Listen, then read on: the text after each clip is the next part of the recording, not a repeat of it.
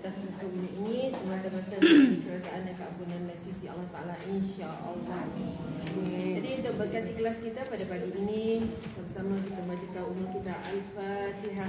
A'udzubillahi minasyaitonirrajim. Bismillahirrahmanirrahim. Alhamdulillahi rabbil alamin. Ar-Rahmanir Rahim. Maliki yaumiddin. Iyyaka na'budu wa iyyaka nasta'in. Ihdinas siratal mustaqim. Siratal ladzina an'amta 'alaihim ghairil maghdubi 'alaihim waladdallin.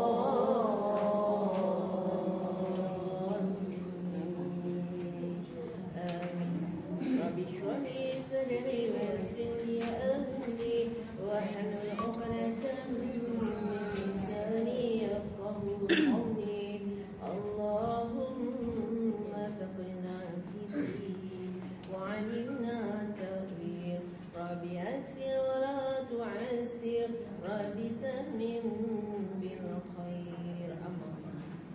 Alhamdulillah, insyaAllah kita sambung lagi pengajian kita pada minggu ini, iaitu dalam tajuk kita dah selesai dalam mencari rahmat Allah. Lepas tu amal ma'ruf dan nahi munkar. Minggu ni kan kita dah selesai kan yang untuk mencari rahmat Allah tu, betul?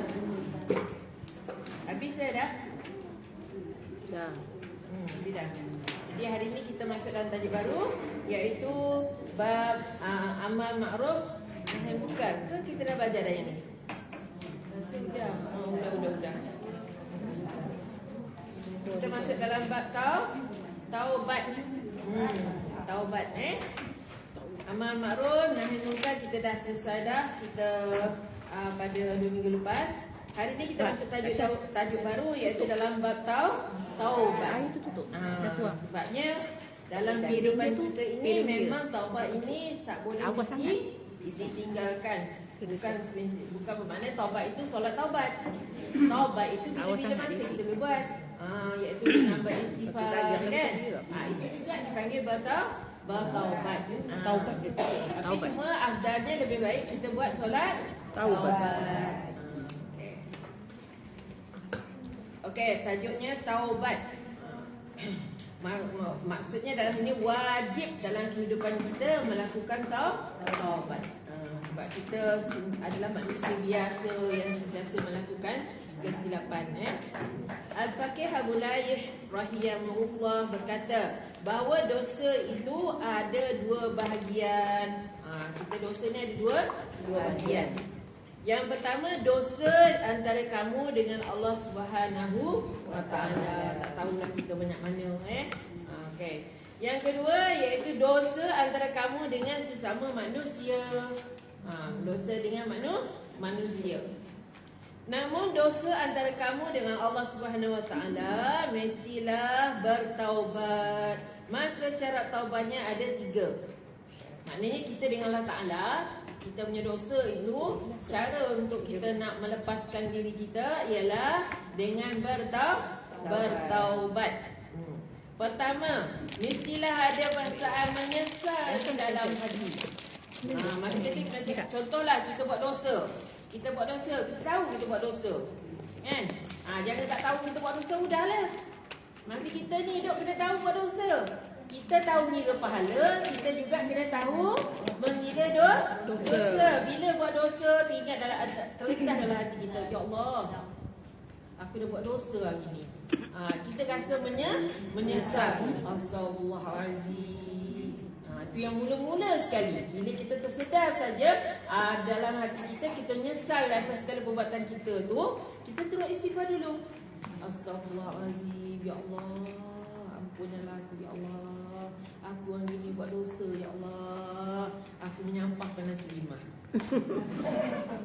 Terasa. Bukan 5 kat sini. 5 kat Afrika. 5.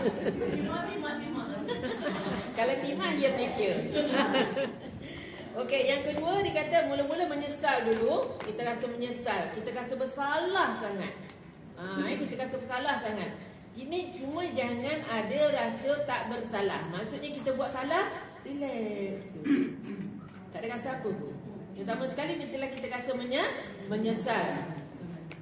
Lepas tu yang kedua, kita beristighfar. Tu yang saya kata tadi, bila tinggal dalam hati kita, bila kita terasa kita buat salah, kita menyakitkan hati orang, ataupun kita telah mengata orang, atau apa-apa juga benda yang Allah tak suka.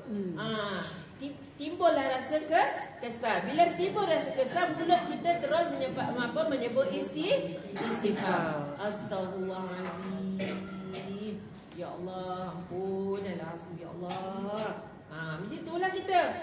Okey. Lepas tu yang ketiga, niat tidak akan mengulangi lagi perbuatan dosa itu. Maknanya taubat itu bukanlah semestinya solat taubat. Tapi yang pertama sekali yang mesti ada iaitu menyesal.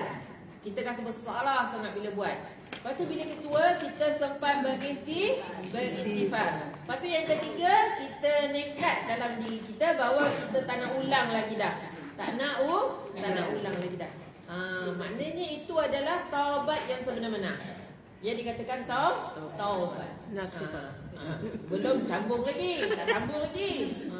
Okey. Maka siapa yang melakukan 3 syarat ini tidak bangun dari tempatnya melainkan sudah diampunkan oleh Allah Subhanahu Wa Taala, kecuali jika ia meninggalkan salah satu fardu yang diwajibkan Allah Subhanahu Wa Taala. Maksudnya gini, walaupun kita dah menyesal atas kesilapan kita dan kita juga telah istighfar dan jika kita juga telah bernekat tidak akan mengulang balik perbuatan kita itu, tetapi jika kita tidak melaksanakan yang fardu. Maknanya yang fardu apa? Maknanya yang wajib ke atas kita. Macam contohnya kita tak cukup sekadar istighfar saja, cakap menyesal saja, tapi solat tak nak. Puasa tak nak, kan? Buat keluar zakat tak nak. Semua tu tak nak. Maknanya sia-sialah kita. Sebab maksudnya bila kita yang fardu pun kita tak nak melaksanakannya, maksudnya kita memang sedia ada dalam keadaan dosa besar. Bila yang fardu kita tak laksana, memang kita sentiasa dalam keadaan dosa besar. Jadi kalau kita sendiri dah berada dalam keadaan dosa besar, mana mungkin Allah nak terima taubat kita? Betul tak? Takkan Allah Ta'ala nak terima senang-senang je setakat istighfar kita tu saja. Sekadar menyesal ataupun sekadar kata tak nak buat. Tapi yang fardu kita tak nak buat, tetap juga tidak diterima. Maknanya syarat utamanya ialah supaya taubat kita diterima ialah kita sentiasa istiqamah dalam melaksanakan segala yang fardu. Terutamanya solat 5 waktu. Maka tidak berguna taubatnya selama belum menyelesaikan kewajipan terhadap dirinya itu. Maknanya selagi orang ni tak melaksanakan perkara yang fardu, walau dia beristighfar, orang kata ratus-ratus ribu, berjuta-juta ribu pun tidak akan diterima. Allah hanya menerima taubat bagi orang yang sempurna melaksanakan perkara yang fardu. Okey, faham kan? Okay. Adapun dosa yang terjadi antaramu dengan sesama manusia, maka selama mereka belum menghalalkan, maka tidak berguna taubatmu itu. Takut tak kita dengar? Katanya adapun dosa yang terjadi di antara kita dengan manusia lain, dia kata maka selama mereka belum menghalalkan ataupun belum memaafkan kita, maka tidak bergunalah taubat itu. Umumnya kita, kalau kita fikir betul-betul dosa kita dengan Allah Ta'ala, kan, insya-Allah Allah boleh ampunkan. Tapi yang paling kita takut ialah dosa dengan manusia ni. Dosa dengan manusia, kan. Kalau boleh kita ni tolong tak dosa dengan manusia. Kita tak tahu umur kita dengan umur dia siapa dulu. Betul tak? Kalau kita dulu, kita tak sempat nak minta maaf. Kalau dia dulu Sama je. sama je kan.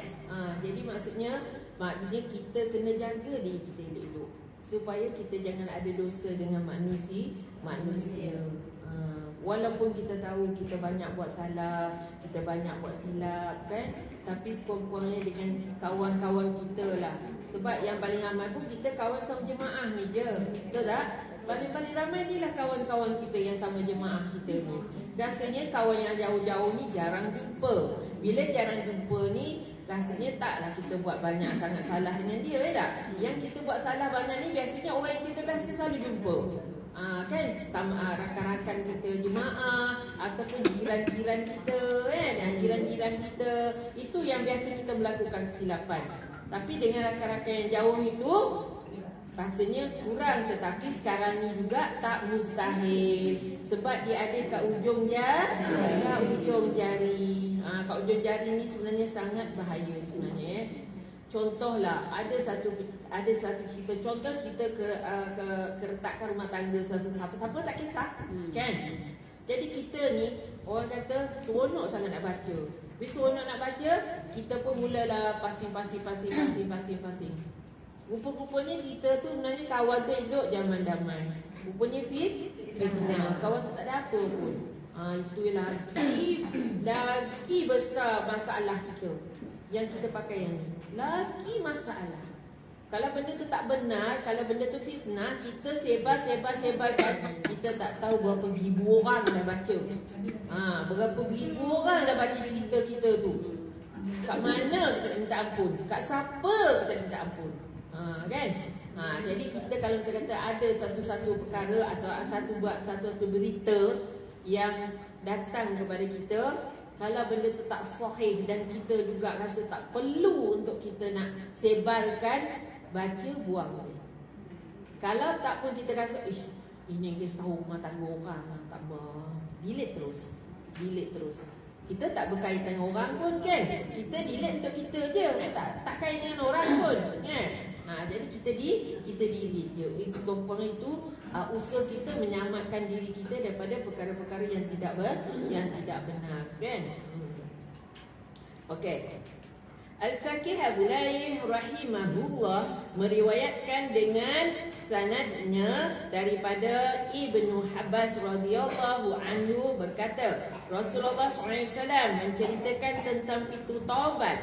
Lalu ditanya oleh Umar Al-Khattab radhiyallahu anhu, apakah pintu taubat itu ya Rasulullah? Maka jawab Rasulullah SAW yang bermaksud pintu taubat itu di hujung barat. Bukan. Salah.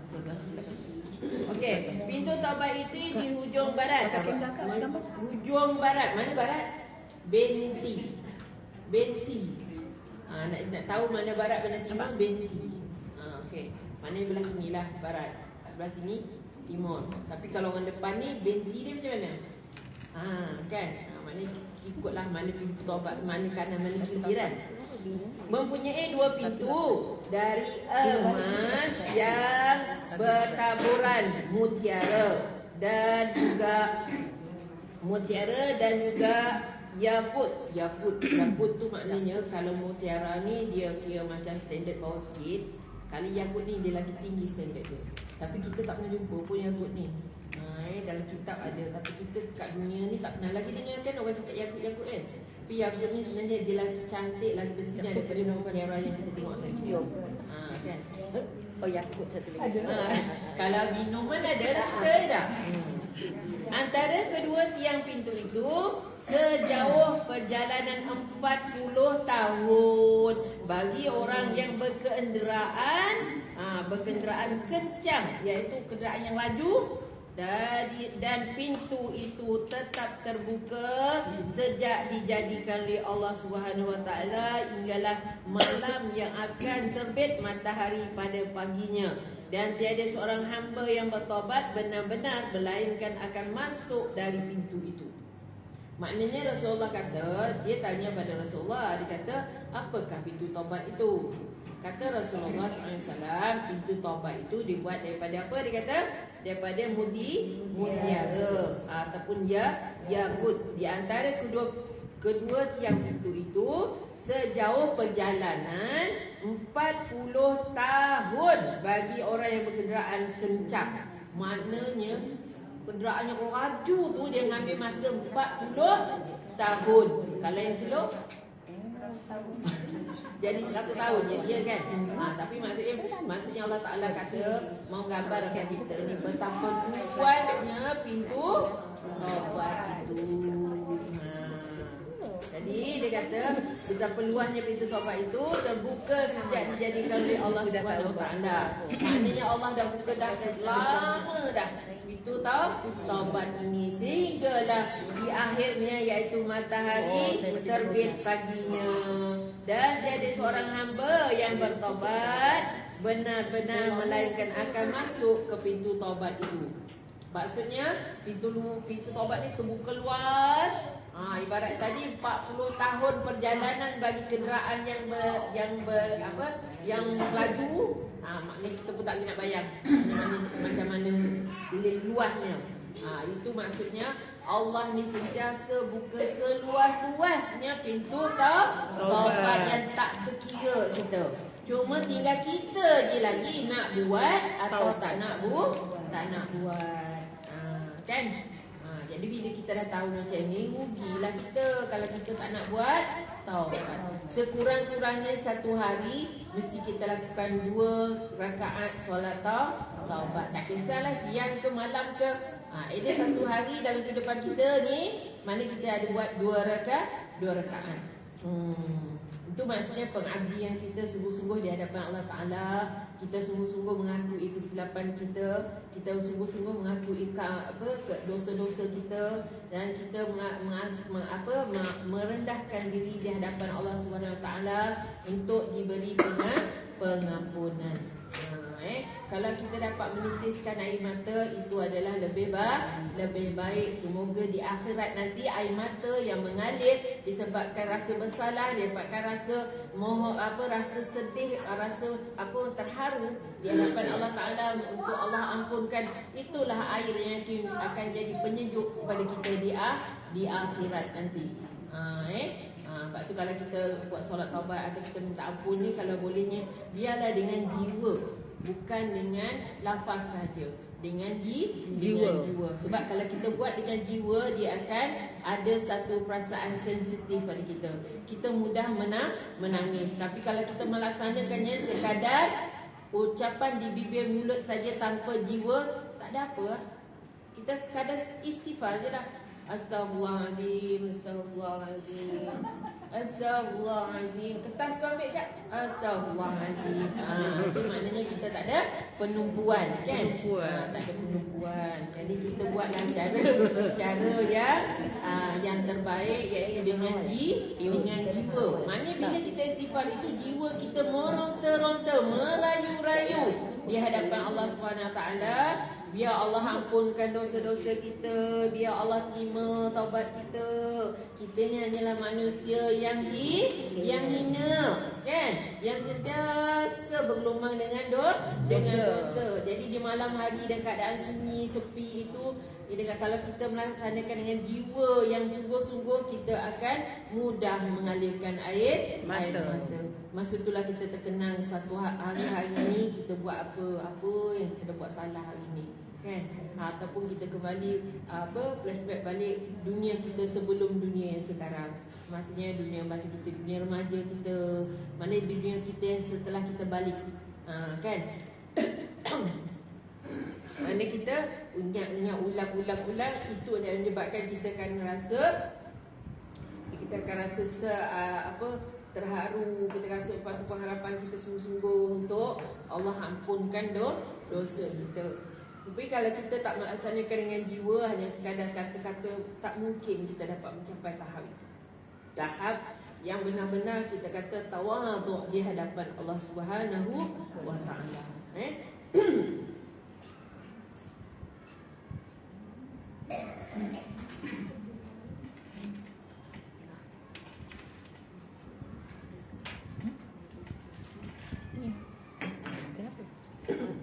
Sebagaimana firman Allah Subhanahu Wa Taala jadi dalam surah dalam surah An-Nur ayat 31 yang bermaksud, dan bertaubatlah kamu sekalian kepada Allah Subhanahu Wa Taala, wahai orang-orang yang beriman, supaya kamu berjaya. Kenapa Allah tak panggil orang yang celaka? Kenapa dia panggil orang beriman? Kan? Yang ni pun kita kena fikir, kenapa Allah Ta'ala kalau ikut orang yang bertaubat ni, dia panggil lah, hai orang-orang yang celaka. Betul tak? Hai orang yang banyak dosa, bertaubatlah kamu. Tapi Allah Ta'ala ni sifat dia apa? Maha pengasih, maha penyayang. Dia panggil panggilan yang baik. Dia panggil, wahai orang-orang yang beriman. Kata Allah Subhanahu Wa Taala, bertaubatlah kamu. Begitulah. Kan? Sebab tu kalau Allah Ta'ala boleh manggil kita ni, hamba-hamba yang banyak dosa ni, dengan panggilan baik, siapalah kita boleh memanggil orang lain dengan keadaan, dengan panggilan yang tidak baik. Sedangkan dia yang ciptakan kita, dia yang jadikan kita, segala nikmat dia bagi kat kita, tapi dia tak panggil kita dengan panggilan yang buruk. Dia panggil, wahai orang-orang yang beriman. Maknanya Allah tu sentiasa doakan kita supaya kita masuk dalam golongan orang-orang yang beriman. Jadi kita dari sini kita ambil pengajaran bahawa mulut kita ini hendaklah sentiasa mengeluarkan kata-kata yang baik. Walau kita marah dengan orang pun, tamanya ada keluarga kita ke siapa-siapa lah, kita cuba kawal mulut kita ini supaya tak panggil orang tu dengan kata-kata yang buruk. Kan? Bila kita marah sangat, kita kadang-kadang tak sedar kata-kata kita. Itu yang kita takut. Kita ingat balik sifat Allah tu maha pengasih, maha penyayang. Kita kena bayangkan kita yang banyak dosa ni, Allah tak panggil kita ni, hai orang yang berdosa, hai celaka, tak. Tapi Allah Ta'ala panggil kita, hai orang-orang yang beriman. Dia kata, bertaubatlah kamu, katanya, supaya kamu berjaya. Firman Allah Subhanahu Wa Taala dalam surah At-Tahrim ayat 8. At-Tahrim ayat 8 yang bermaksud, wahai orang-orang beriman. Ni pun Allah Ta'ala panggil orang beriman. Bertaubatlah kamu kepada Allah Subhanahu Wa Taala dengan taubat nasuhah. Nasuhah. Mudah-mudahan Tuhan kamu akan menghapuskan kesalahan-kesalahan kamu dan memasukkan kamu ke dalam syurga yang mengalir di dalamnya beberapa sungai. Pada hari Allah Subhanahu Wa Taala tidak akan menghukum Nabi. Maksudnya dekat sini Allah Ta'ala kata, wahai orang beriman, bertaubatlah kamu supaya kamu dapat masuk ke syurga. Jadi kat sini maksudnya, kalau kita nak masuk syurga, kenalah bertaubat. Supaya kita ni, orang kata, dapat menikmati suasana di dalam syurga. Dia kata taubat nasuhah. Apa maksud taubat nasuhah ini? Taubat yang sebenar-benar, taubat yang mana kita betul-betul kesal, yang betul-betul kita rasa bersalah sangat, yang betul-betul kita rasa kita tak nak ulang dah. Walau apa pun berlaku, kita tak nak ulang lagi dah. Kan? Macam dulu, kita asalnya kita ni jahil. Dulu kita jahil, kita tak pakai tudung, betul tak? Kita tak pakai tudung, kita pakai skirt pendek. Skirt pendek, lepas tu baju ketat. Tapi bila kita dah dapat orang kata dakwah, kita panggil dakwah, daripada pendakwah bahawa menutup aurat itu wajib hukumnya. Jika tidak dilaksanakan berdosa besar. Apa yang kita fikir masa tu? Ya Allah, dah sampai dah masa ini, aku nak tutup aurat dengan sempurna. Bila kita tutup aurat dengan sempurna, kita nekat tidak akan membuka semula balik dah. Dan kita akan usahakan tambah baik lagi kita punya cara kita menutup aurat. Dulu ingat tak, kita dulu ikat dekat kepala je dah. Okey, mula-mula tutup dengan selendang. Mula-mula tutup dengan selendang, kan? Sebab dulu kan saya tengok arwah mak Ustazah kan, masa saya kecil-kecil ke, dia nak pergi kahwin dia pun pakailah selendang, selabur kan, panjang kan. Lepas tu tak lama lepas tu dia ada macam anak kecil tudung yang ada bunga-bunga kat belakang tu. Dia dah pakai cekak tu lah, dia pakai cekak tu. Lepas tu dia ada pula bila mula cekak gitu lah pakai. Lepas tu dia letak tak satu lagi kain. Bila dah pakai tu dia letak lagi satu kain. Lepas tu sampailah masanya kita keluarkan tudung macam ni kan. Maksudnya ada peningkatan. Itu maknanya tingkatan taubat kita lah tu. Kita dah bertaubat tak nak dah. Maknanya kita dah pakai tu kita akan tambah baik lagi. Sampailah yang terbaik. Itu dipanggil taubat nasuhah. Kan? Okey. Bukanlah kita kata bila taubat nasuhah ni hari ni buat, tahun depan ulang balik. Kan tak. Taubat nasuhah ini adalah taubat yang kita nekat sungguh takkan ulang, takkan buat balik semula. Itu dipanggil taubat nasuhah. Okey. Dan orang-orang yang beriman bersama-samanya, maknanya para nabi dan orang-orang beriman, cahaya iman dan amal soleh mereka bergerak cepat di hadapan mereka dan di sebelah kanan mereka, termasuk mereka berjalan. Mereka berkata ketika orang-orang munafik meraba-raba dalam kegelapan, dia wahai Tuhan kami, sempurnakanlah bagi kami cahaya kami dan limpahkanlah keampunan kepada kami, sungguhnya Engkau-lah Maha Kuasa atas tiap-tiap manusia. Maksudnya kita nanti di hari akhirat, kalau rezeki kita bagus, kita akan berjalan seiringan dengan para nabi. Dia kata ada yang di hadapan, ada yang di belakang, ada yang belah kanan, ada yang belah kiri. Maknanya kita beriringan dengan para nabi. Untuk masuk ke mana tu? Masuk ke syurga. Tapi bagi orang munafik, dia akan meraba-raba dalam gelap gelita. Jadi Allah Ta'ala kata kalau kamu nak suasana itu, maka hendaklah kamu, dia kata yang akhirnya, sentiasa melakukan taubat. Jadi kita pula minta dengan Allah, iaitu sempurnakanlah bagi kami cahaya kami dan limpahkanlah keampunan kepada kami, sungguh Engkau-lah Maha Kuasa atas tiap-tiap sesuatu. Allah maghfirli warhamni, kan? Maknanya doa yang kita baca masa duduk di antara dua sujud itu salah satu daripada doa taubat. Salah satu daripada doa taubat. Dekat situ. Okey, firman Allah Subhanahu Wa Taala lagi yang bermaksud, itu dalam surah Al-Imran ayat 135. Dan orang-orang apabila melakukan perbuatan keji dan menganiaya diri sendiri, mereka sentiasa segera ingat kepada Allah Subhanahu Wa Taala, lalu memohon ampun akan dosa-dosa mereka. Apa dia doa ni yang kita selalu baca? La ilaha illa anta subhanaka inni kuntu minaz zalimin. Itu adalah doa kita untuk minta pengampunan kepada Allah Subhanahu Wa Taala, di mana kita mengakui di atas segala penganiayaan ataupun di atas segala kesilapan yang kita telah kita lakukan.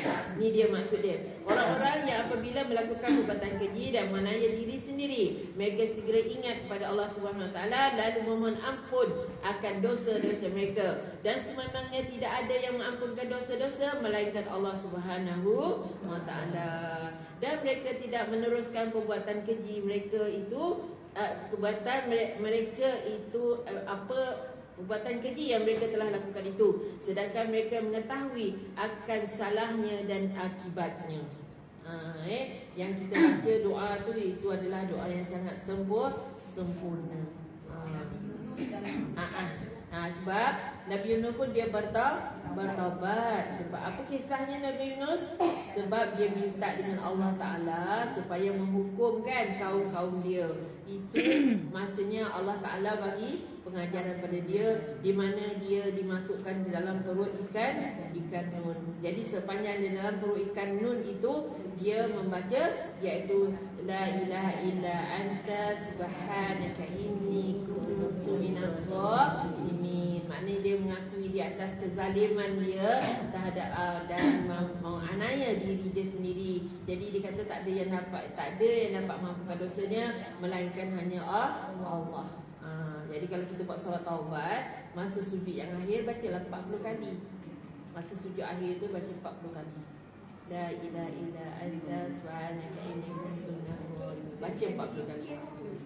Fikir pun boleh. Tapi kalau kita mampu baca dalam sujud yang akhir, itu bagus juga. Adalah yang terbaik. Baca 40 kali kita sungguh-sungguh cakap di hadapan Allah Ta'ala bahawa kita ini adalah telah banyak melakukan kezaliman dan penganiayaan terhadap diri kita sendiri. Ini diri kita sendiri ni, bukan kait dengan orang pun. Kita sendiri menganiaya diri kita sendiri. Apa dia menganiaya diri sendiri?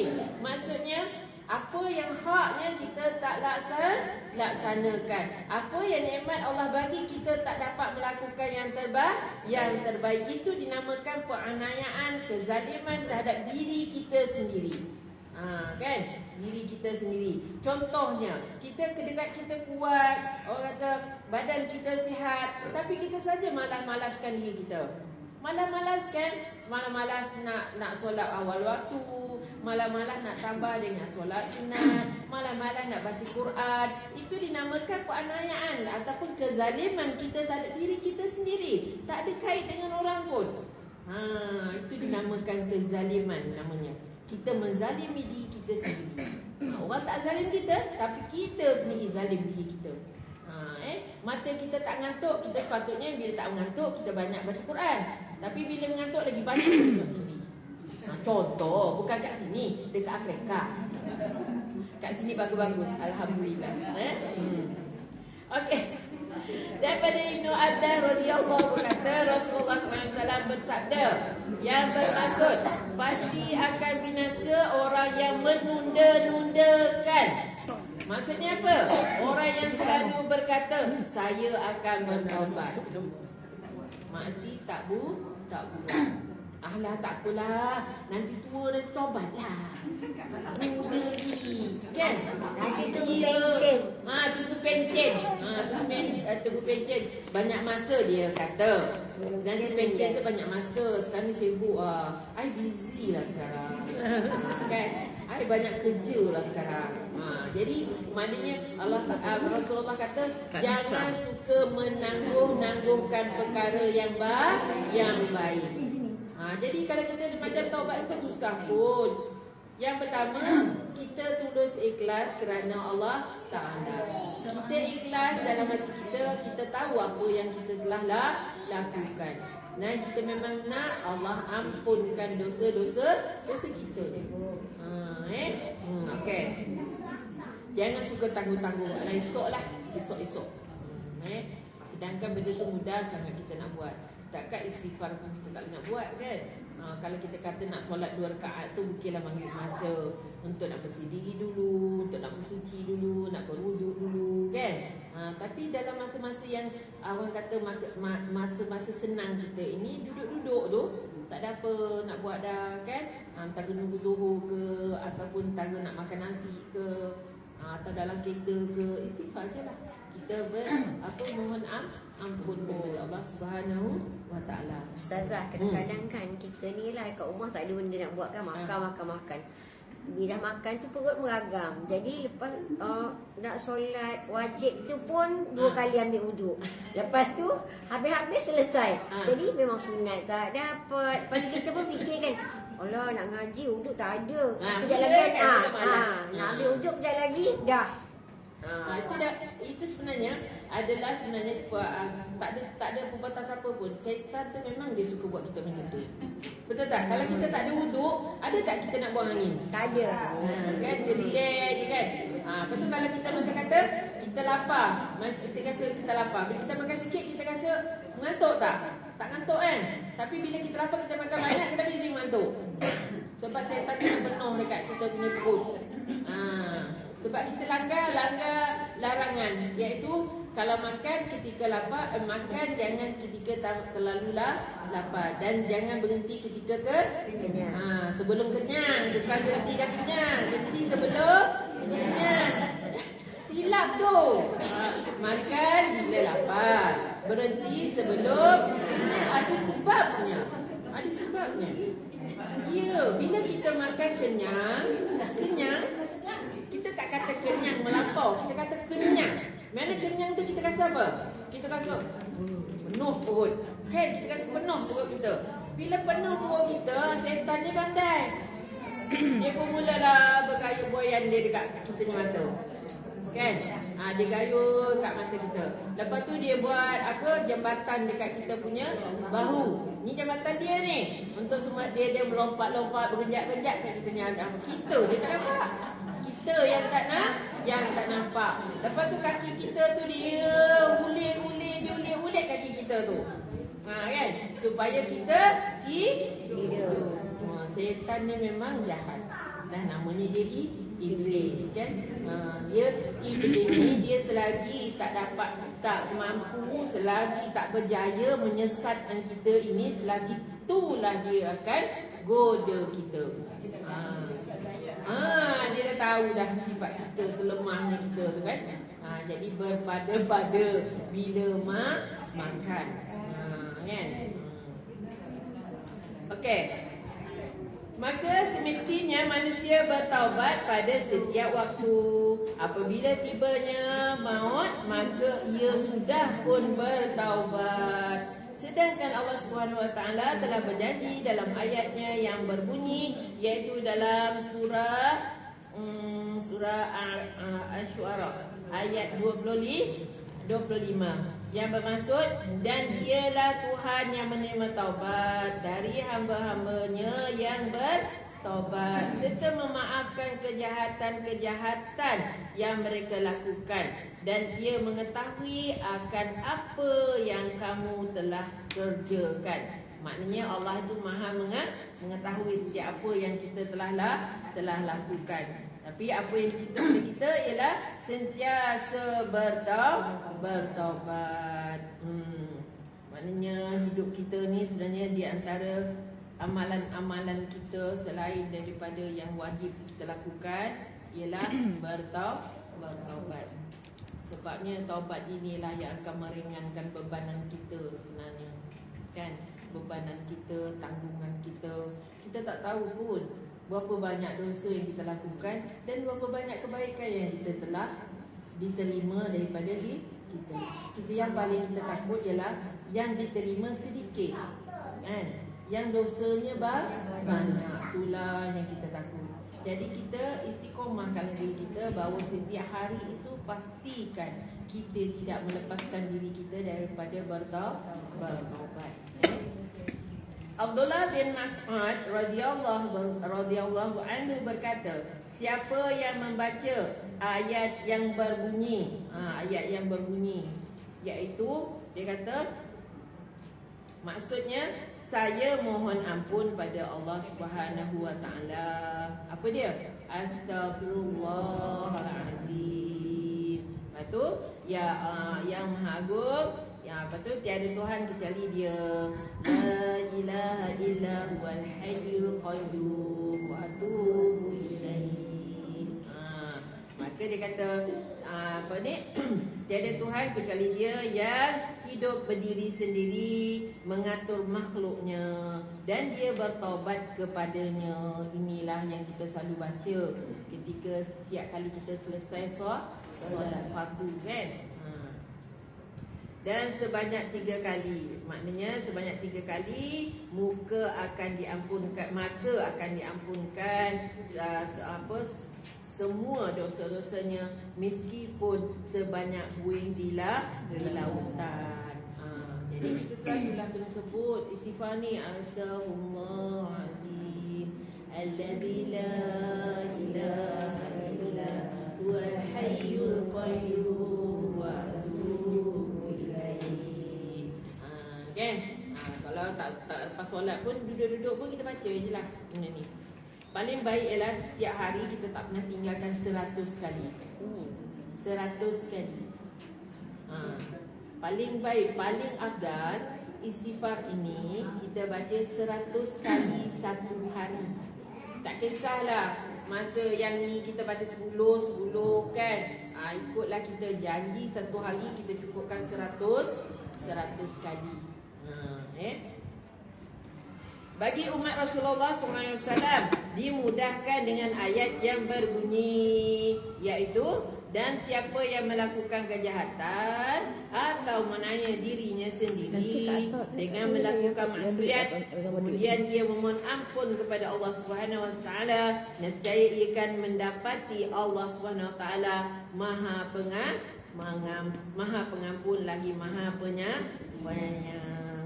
Jadi Rasulullah SAW dia kata banyakkanlah beristighfar. Caranya tak ada lain, banyakkan beristighfar. Oleh itu maka setiap Muslim mestilah bertaubat pada Allah Subhanahu Wa Taala setiap pagi dan petang. Kan? Dia kalau macam kita subuh kan, kita jangan tinggal. Bila lepas kita baca kan, kita dah baca Astaghfirullahalazim, lepas tu kita baca la ilaha illallah wahdahu la syarikalah lahul mulku wa lahul hamdu yuhyi wa yumiit wa huwa ala kulli syai'in qadir tu. Kalau selepas subuh jangan tinggal 10 kali. Buat 10 kali lepas subuh, 10 kali selepas maghrib. Kita rutinkan. Maknanya setiap hari tu 10 kali waktu subuh, 10 kali waktu maghrib. Macam mana kita sibuk pun kita akan buat juga 10 kali lepas subuh, 10 kali selepas maghrib, tak tinggal. Maknanya itu adalah yang kita buat. Macam seolah benda tu wajib pada kita. Dia tak wajib, tapi kita wajibkan. Maknanya lepas subuh kita tak tinggal 10 kali. Lepas maghrib kita tak tinggal 10 kali. Maknanya kedudukan kita itu masih lagi tak bergerak daripada tempat solat. Tempat solat kan kita duduk tayyat akhir kaki kita yang ni macam ni kan, yang tu terlipat kan. Jadi maknanya selagi tak habis lagi kita baca, iaitu yang pertama sekali kita istighfar. Kalau subuh ni istighfar 7 kali. Astaghfirullahalazim allazi la ilaha illa huwal qayyum wa atubu ilaihi kan. Itu kita baca 7 kali. Lepas tu kita sambung la ilaha illallah wahdahu la syarikalah lahul mulku wa lahul hamdu yuhyi wa yumiit wa huwa ala kulli syai'in qadir. Kita baca 10 kali. Berarti Allahumma ajirna minan nar, Allahumma ajirna minan nar. Kita baca 7 kali. Lepas tu Allahumma antas salam wa minkas salam wa alayka ya'udus salam aina rabbana bis salam wa adkhilna jannata mada'a terus kita baca jadi terlibat lah. Itu kita baca sampai habis. Masa baru kita lepaskan kaki kita. Waktu maghrib, waktu isyak saja. Lihat tak? Waktu maghrib dengan waktu isyak. Waktu subuh dengan waktu maghrib. Bila kita duduk tayyat akhir kan kaki kita macam ni kan. Satu tegak, satu lagi macam ni kan.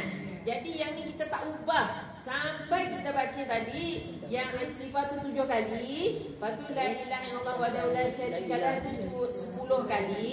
Allahumma ajirna tu 7 kali. Lepas tu tutup dengan Allahumma antas salam tu sampai habis. Baru kita alih kita punya kaki.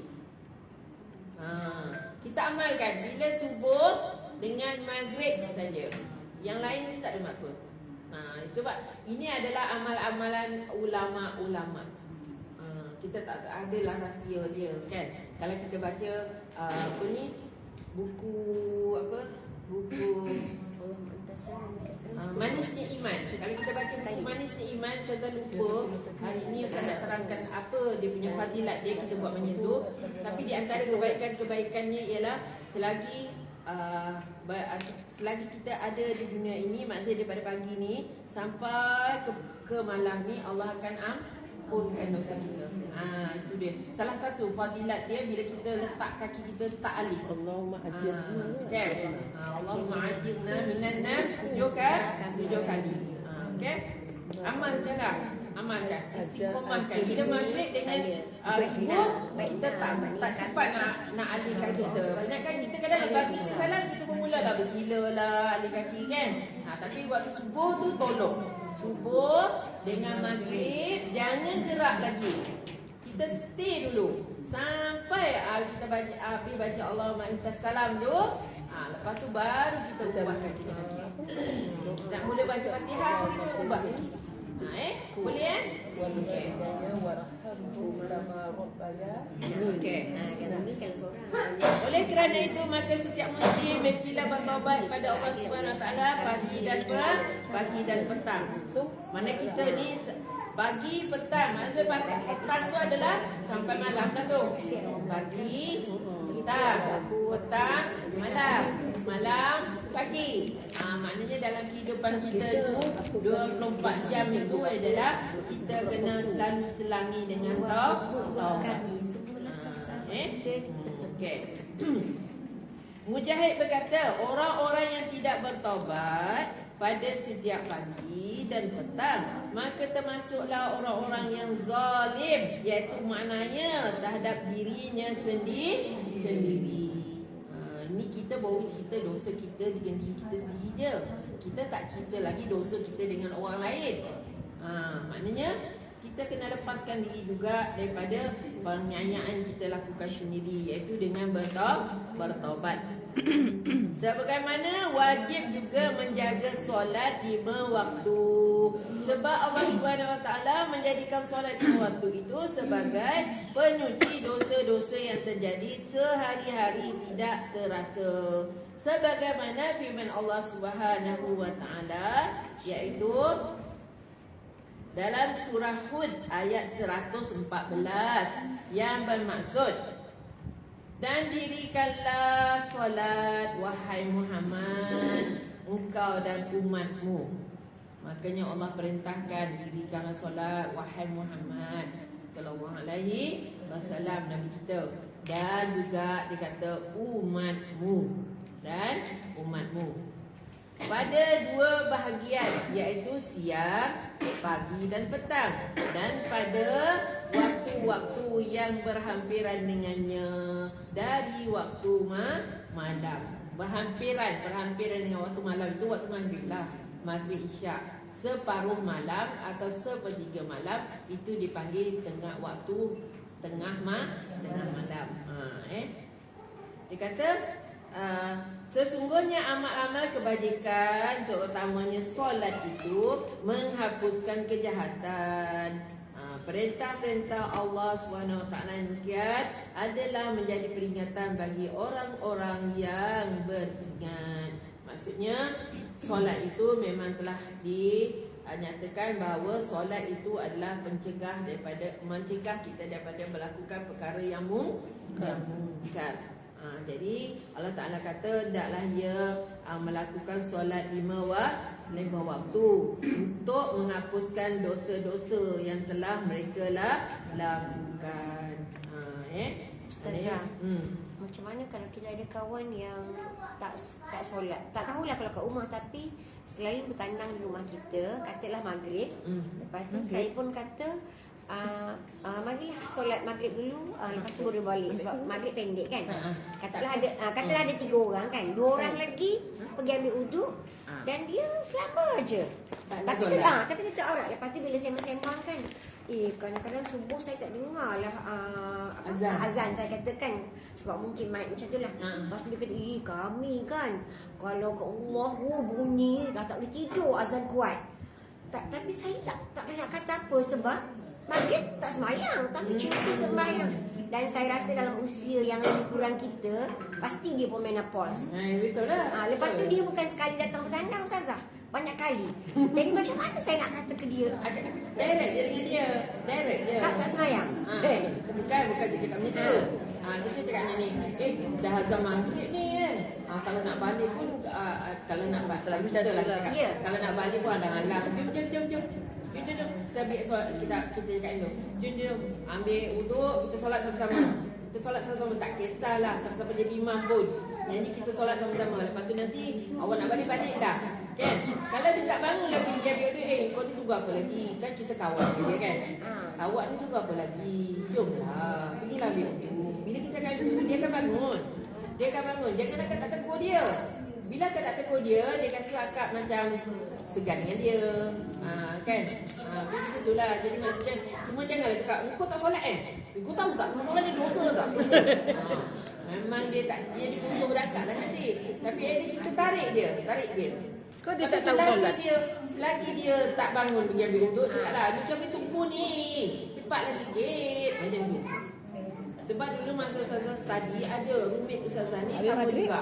Dia tak solat. Dia tak makan Dia tak solat. Tak, sebelum maghrib lah. Kita jadi susah hati. Bila susah hati sebab kawan kita tak solat. Lama satu hari macam mana cara nak buat kawan ni solat kan? Kita solat dia duduk kat meja study dia.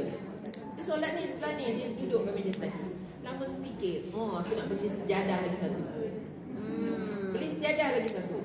Setiap kali saya nak solat je kan, saya letak sejadah sebelah. Lama dia tengok, ni untuk sejadah siapa? Dia kata kan, dia cakap, sejadah awak lah. Sejadah ni tunggu je awak. Awak tak peduli dekat dia. Dekat dia. Awak tak peduli dengan dia. Dia menangis tau sebab dia, apa dia kata, ya Allah, kenapa tak ada orang nak sujud kat aku ni? Dia kata, kenapa tak ada orang yang nak taat pada aku ni? Sejadah ni menangis, dia kata. Dan lama-lama tu katnya malah sekejap lepas tu rupanya memang dia tak pandai solat. Memang dia tak pandai solat. Dan kesian. Betul? Bila dah jadi macam tu, mula-mula ikut kan. Dah lama kita jangan terus condemnkan dia, akan terus tanya. Saya tak tanya kat dia, kau tak pernah solat tak pernah tanya. Sebab Ustazah nak dari mulut dia sendiri. Dan lama-lama kan kita solat, kita istighfar, kita doa. Dan lama tu aku kata hati kita dah lama jadi lembut kan. Bila dia selalu dengar Ustazah macam ni, apa tu. Dan lama-lama satu hari tu dia duduk kat tepi katil Ustazah. Lepas tu dia boleh cakap, kata Siti. Dia kata, dia punya Siti tahu tak? Dia cakap, dia kata, kenapa? Dia kata selama kita kan kat sini kita solat. Kita tak solat sebenarnya dia. Dia cakap kita tak solat. Lepas tu saya kata kenapa tak solat? Alah dia kata family kita pun tak kisah pun. Dia cakap ni budak-budak bandar lah kan. Lepas tu saya cakap lagi gini. Lepas tu kata saya kata tanya satu je. Saya kata cuba awak bayangkan diri awak ni. Kata awak tahu tak ada pemilik dia betul tak? Saya tanya dia.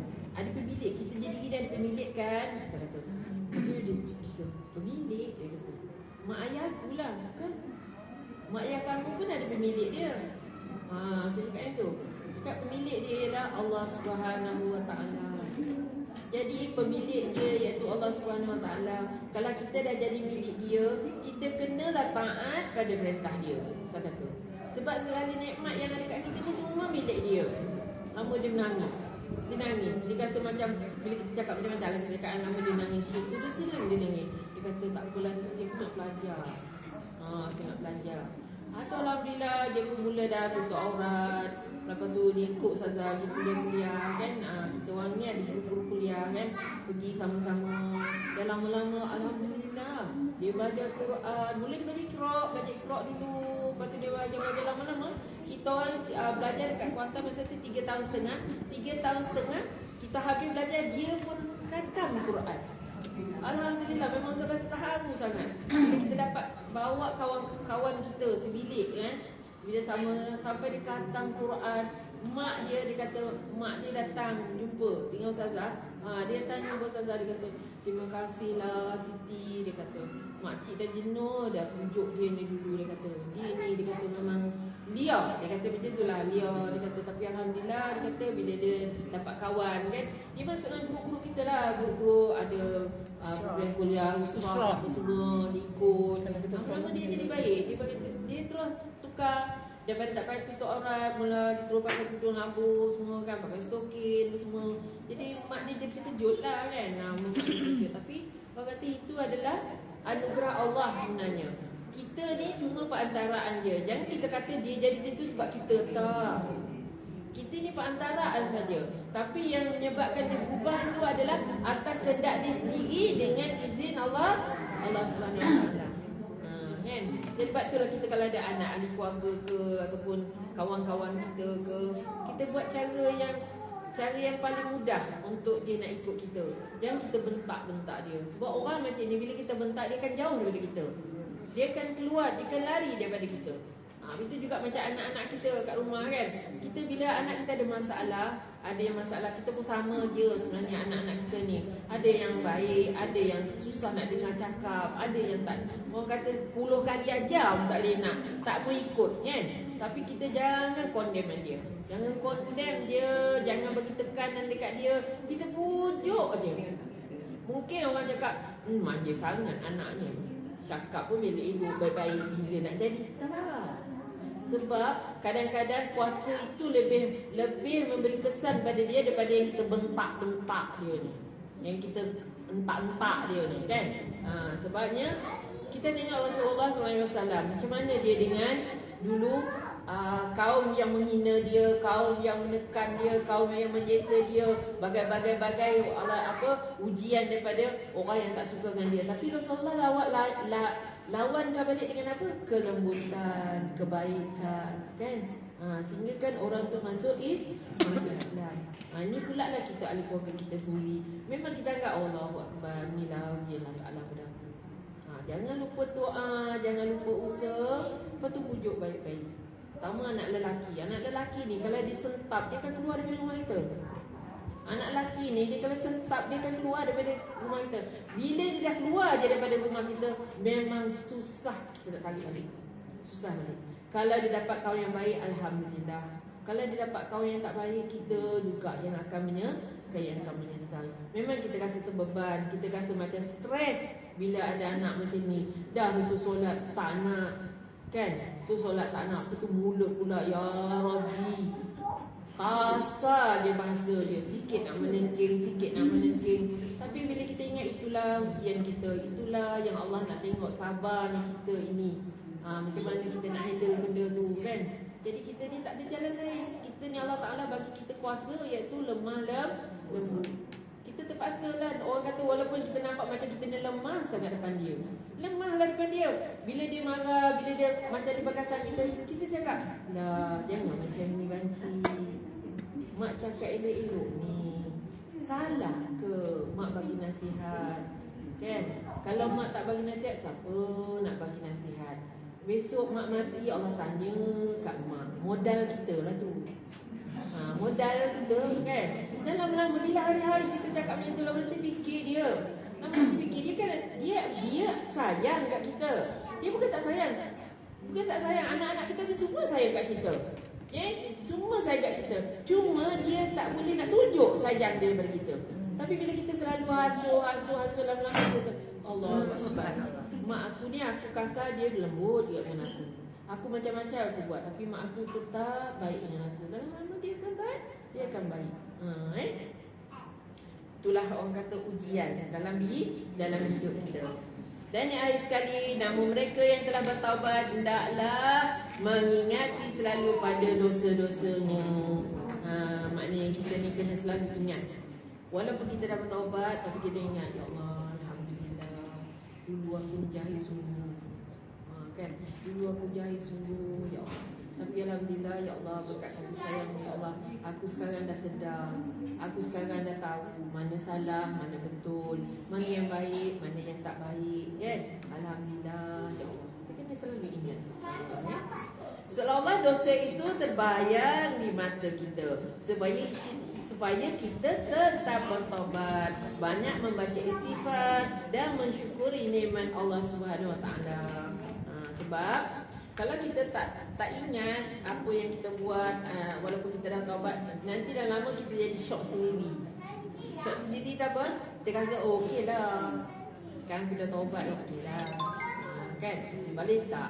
Maknanya walaupun kita dah taubat, walaupun kita dah banyak beristighfar, tapi kita kena selalu ingat balik kita di masa lalu kita dulu, apa yang kita buat, supaya itu akan menambahkan kita, ya Allah, aku ni tak nak dah buat macam tu dah. Kan? Aku nak berubah, aku nak buat yang terbaik. Hanya kepadanya sahaja dapat bertaubat. Selain itu patut juga memikirkan apa dijanjikan oleh Allah Subhanahu Wa Taala daripada nikmat di akhirat bagi orang yang beramal soleh, supaya rajin melakukan amal soleh dan menjauhi dosa-dosa besar ataupun dosa-dosa kecil. Sebab itulah kitab ni saya kata bagus. Dia yang pertama dia ajar kita dulu, ya tak?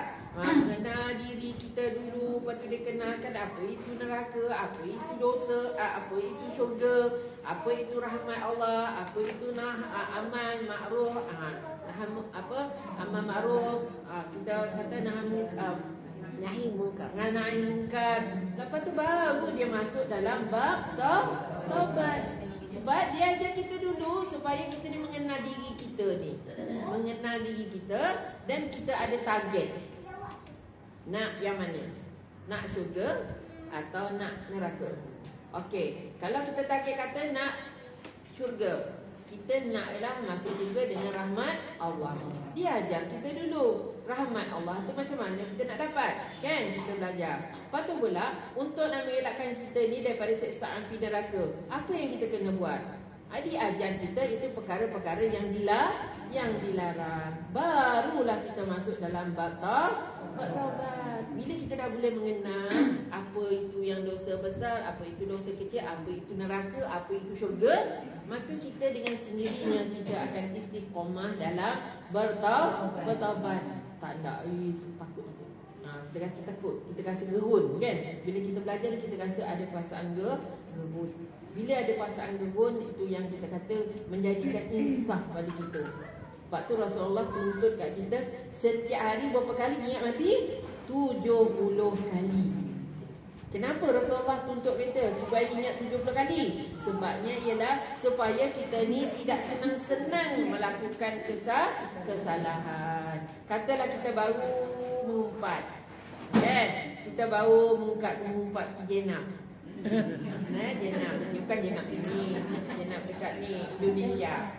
Lepas tu bila kita membayar, astagfirullahalazim, ya Allah, kenapa dah aku ni? Kan? Kenapalah aku ni? Allah Ta'ala bagi aku mulut bukan nak suruh umpat. Allah Ta'ala bagi aku mulut cakap benda yang baik-baik, kan?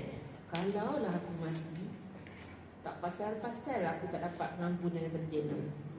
Contoh kan? Itulah dia. Contohnya, kenapa kita kena ingat dosa? Macam kita dengan suami kita. Kalau kita ingat dosa, macam dosa, kita kata, aku walaupun kita tahu benda tu kita tak buat, katalah kita tak buat, yang menyakitkan hati tu dia yang menyakitkan hati kita. Tapi bila kita kata untuk kita mula junjung-junjung kan, lepas tu kita ingat, kalau aku mati, aku suami aku tak reda dengan aku, nanya semua amal ibadah aku, hancur habis amal ibadah aku. Kita pun jadi baik. Maaflah ya bang. Kita tak ada, kita tahu kita tak mulakan benda tu. Tapi bila kita ingat nak mati, kita tak.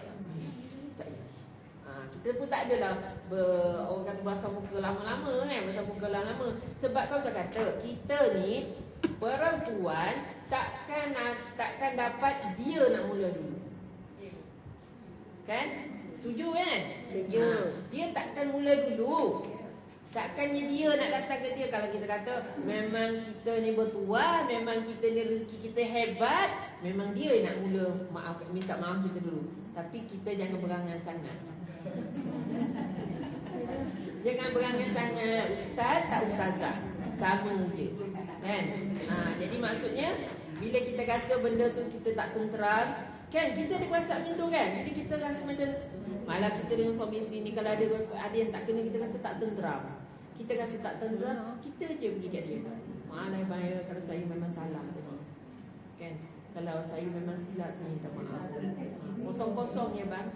Kosong-kosong kan. Maknanya habislah tu. Jadi benda tu tak berpanjang. Sebab kita takut ni, kalau misalnya kata kita tengah masa moncong dengan dia, sesak nafas, boom, mati kita. Tak sempat nak minta ampun dengan suami kan. Na'udzubillah. Jadi kehidupan kita ini selalulah kita ni bertaubat. insya-Allah kalau kita usaha kita kuat, ya, istiqomah kita kuat, insya-Allah Allah akan ampunkan dosa-dosa kita. Ya. Okey, ada soalan tak? Ada, alhamdulillah. Salam. Sebab yang ada pun buat kesalahan. Bila kita meminta maaf kepada seorang, adakah perlu menyatakan apa kesalahan yang dilakukan? Okey, dia ada dua. Kalau saya katakan perbuatan kita tu amat mengaibkan dia. Contoh jadi kita ni cuma kita cakap je kat dia, kalau kita ulang balik, kita takut benda ni akan jadi panjang-panjang. Jadi senang je untuk nak minta maaf dengan orang yang macam ni lah. Aku dulu, ni aku nak cakap terus terang ni, aku dulu jahil, aku memang banyak buat silap, terutamanya pada engkau. Gitu kan, aku banyak buat salah engkau, tapi aku harap kau tak payahlah tanya kat aku apa yang aku buat salah engkau, kan? Cuma sekarang ni aku memang betul-betul insaf, aku betul-betul sedar, dan aku harap kau maafkanlah aku, zahir dan batin. Tapi biasanya orang kan bila kita ada sudahlah, tukar lama orang yang ni kan. Tapi jika sekiranya katalah dia bercakap, ish, senang-senang ni kau nak minta aku maafkan kau Dia kata, kau dah cakap, kau dah ngata aku, kau dah gini gitu. Kita habis dah kita punya tanggungjawab. Sebab kita dah minta maaf kat dia. Dia yang tak nak memaafkan kita ni, maknanya dia kena jawab lah pula. Siapa sebenarnya dia yang tak nak maafkan orang ni? Kan? Sedangkan Rasulullah pun mengampunkan dosa-dosa umat dia yang lagi hebat buat dia, boleh diampunkan. Ini pula lah kita manusia biasa, kan? Jadi maksudnya kita punya bebanan ataupun tanggungjawab kita dah selesai dah. Sebab kita dah pergi jumpa dia, kita minta maaf dengan dia. Untuk dia nak maaf atau tak maafkan, itu hak dia pula. Hak dia. Nanti dia pula jawab kenapa dia tak nak maafkan. Macam itulah. Macam kita dah habis dah, tak ada apa dah. Cuma janganlah bila dia tak maafkan tu kita cakap aku, wah panjang-panjang cerita lagi. Tak payahlah. Bila kita lagi minta maaf dengan dia, sebab dia maafkan kita tak maaf, habis. Stop kat situ je.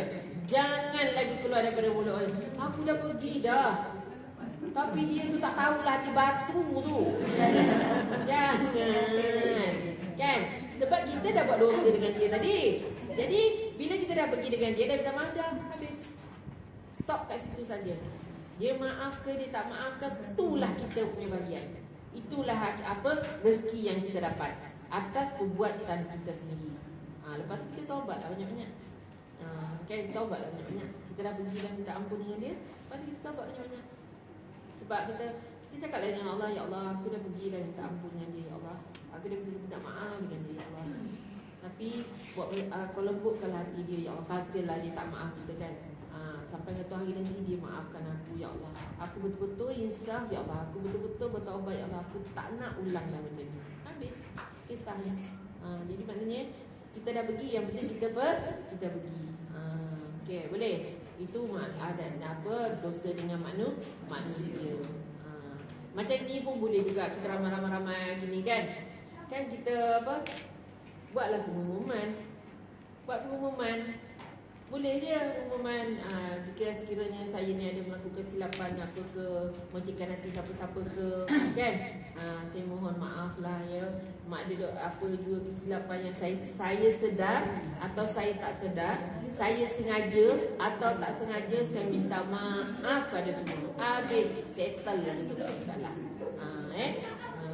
Takkanlah kawan-kawan kita kata, senang minta maaf tu. Sebab dia pun tahu dia pun banyak buat salah. Kan? Okey. Jadi sekadar itu dulu untuk perkongsian kita pada minggu ini, insya-Allah. Jika ada pun rezeki yang akan diberikan kepada kita akan bertemu lagi di bulan depan. Kita akan masuk dalam tajuk baru juga selepas habis taubat ini. Jadi kita tutup dengan doa. Bismillahirrahmanirrahim. Alhamdulillahirabbil alamin. Wassalatu wassalamu ala sayyidina Muhammadin wa ala alihi washabihi ajma'in. Allahumma ighfir lana dhunubana walidina warhamhum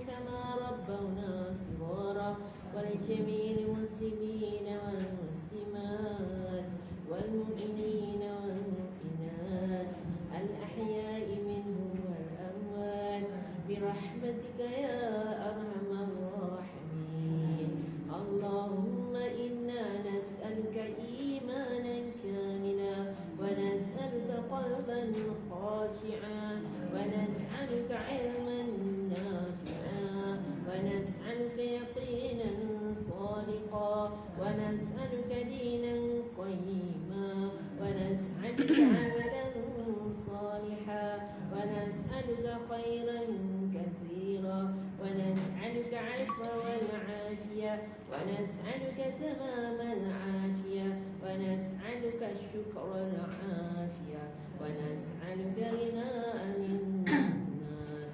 اللهم ربنا تقبل منا صلاتنا وصيامنا وقيامنا وتخشعنا وتضرعنا وتعبدنا وتمن تقصيرنا يا أرحم الراحمين.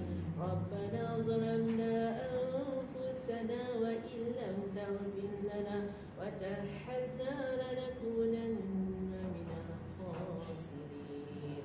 ربنا آتنا في الدنيا حسنة وفي الآخرة حسنة وقنا